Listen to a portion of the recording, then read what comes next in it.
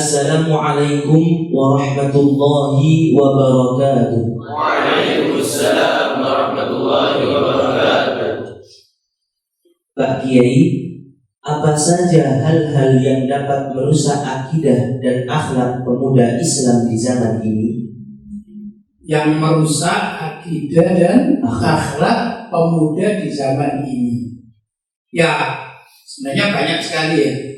Jadi begini, di dunia ini ada dua amalan, yang satu disenangi oleh Allah, yang satu dibenci oleh Allah. Yang disenangi itu adalah ibadah, yang dibenci itu adalah maksiat. Nah, ini dua hal yang mulai dari zaman dahulu kala, bahkan zaman Nabi Adam ya, turun ke bumi, kemudian ada putra Nabi Adam, ada Qabil dan Habil kan gitu ya. Ini tidak lepas dari dua hal, yaitu ibadah, yang satu, kedua maksiat. Adapun yang paling merusak akhlak, entah itu pemuda atau orang dewasa di zaman dahulu atau zaman sekarang, yang merusak adalah maksiat atau pelanggaran. Nah, hanya saja bentuk maksiat itu setiap generasi berbeda-beda.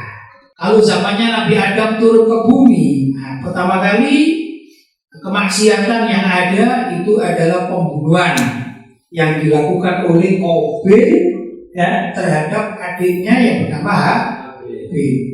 Jadi kita sulit untuk mengingat siapa yang membunuh, siapa yang dibunuh, ya, karena namanya hampir sama ya, Qabil dan Habil. Dulu salah satu guru saya memberi tips untuk mengingat siapa yang membunuh dan siapa yang dibunuh. Yang membunuh itu kakak, yang dibunuh adik gitu. Nah, kalau kalimat Qabil maka hampir sama dengan Qatil. Qatala membunuh ya. Hanya sekedar wazannya saja kita menjadi ingat, oh yang membunuh itu Qabil. Kalau begitu yang dibunuh adiknya namanya Habil. Ini ya, tips saja ya. Itu bentuk kemaksiatan yang saat tersebut terjadi adalah pembunuhan. Faktornya apa? Pembunuhan. Ternyata faktornya adalah perempuan. Ya, zaman sekarang gimana? Ada tak anak pemuda yang rebutan perempuan? Kalau bahasa sekarang namanya rebutan pacar, mungkin ya, rebutan cewek gitu. Jika sampai membunuh, ada kan begitu ya. Nah, ini juga tantangan kan, walaupun zaman dahulu sudah dilakukan oleh Qabil, ya sekarang pun banyak pemuda-pemuda yang akhlaknya rusak gara-gara rebutan pacar kan gitu ya. Kenapa saya katakan zamannya Qabil dulu kok rebutan perempuan? Karena begini, syariat terkait dengan syariat. Syariat yang diturunkan oleh Allah SWT kepada Nabi Adam tatkala beliau sudah berada di bumi itu begini. Menikah itu tidak boleh saudara kembar dinikahi. Sangat kebetulan Ibu Hawa atau Siti Hawa itu kalau melahirkan anak itu selalu kembar. Dan kembarnya ini laki perempuan, laki perempuan. Laki perempuan, laki perempuan, laki perempuan, laki perempuan. Ya Allah yang mentakdirkan seperti itu. Ya. Untuk apa? Agar manusia itu berkembang. Agar apa? Manusia berkembang.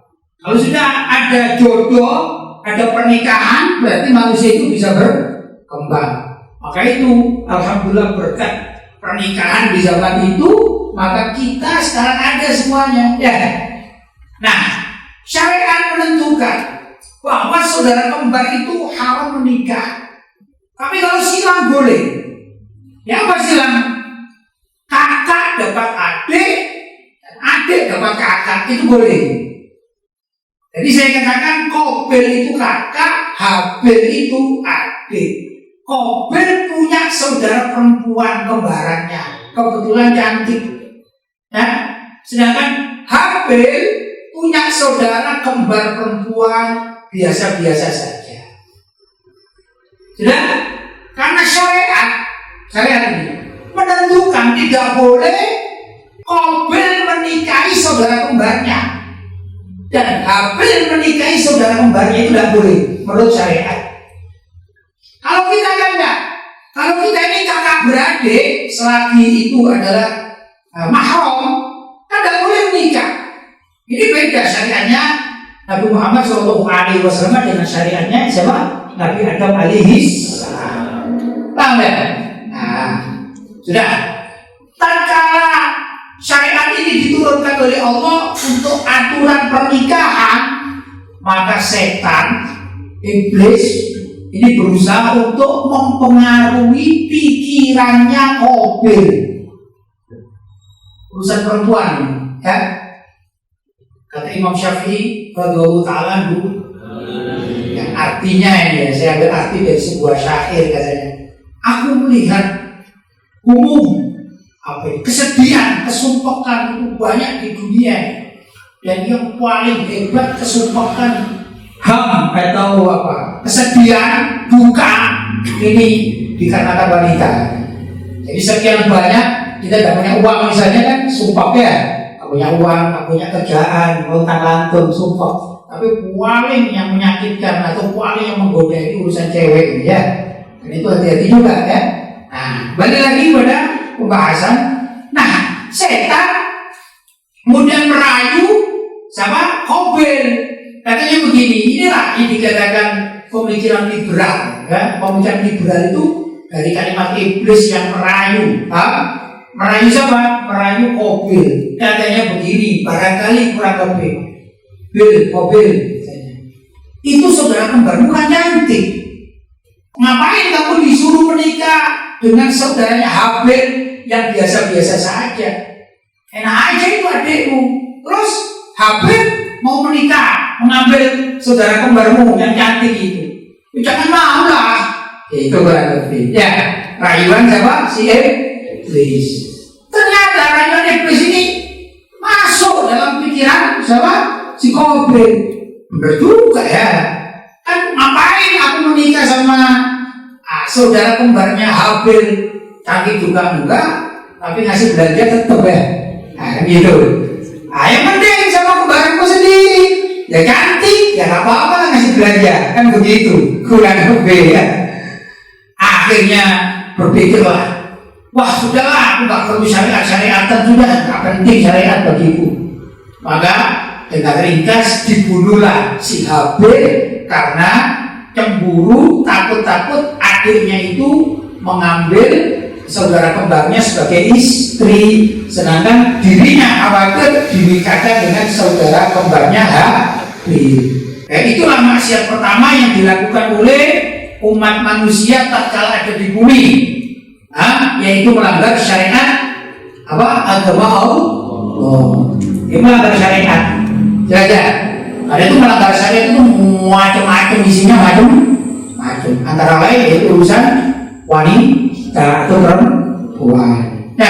Nah, kalau sekarang ini gimana? Sekarang ini maksiatan ya banyak, bukan sekedar itu saja. Ya, urusan wanita juga berkembang, mulai dari tata cara berpakaian, kemudian anak-anak atau dari kalangan laki-laki tertarik dengan mereka. Sedangkan wanita-wanitanya tidak mau tutup aurat. Nah ini budaya-budaya apa? Budaya non-muslim atau budaya non-Islam, budaya kafir, kemudian diikuti oleh para wanita. Orang laki-laki gimana? Ya asik-asik saja matanya, ya. Melihat wanita-wanita telanjang asik-asik saja. Padahal itu adalah pelanggaran mata, kan begitu ya. Nah, kemudian budaya-budaya juga, budaya kalau budaya tersebut bukan ikut ajaran Islam, bukan budaya Islam diikuti. Wah ini juga termasuk merusak akhlak.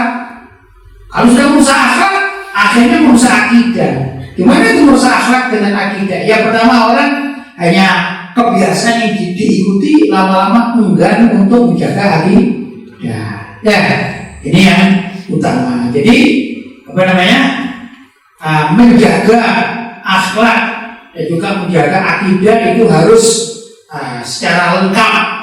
Kita berusaha, alhamdulillah, filter dari semua itu, yaitu rajin hadir pengajian, majelis taklim, ya, ini termasuk filter ya kan. Kemudian pelajaran-pelajaran dan juga ibadah, tambah ibadah ini memfilter biasanya. Tidak ya?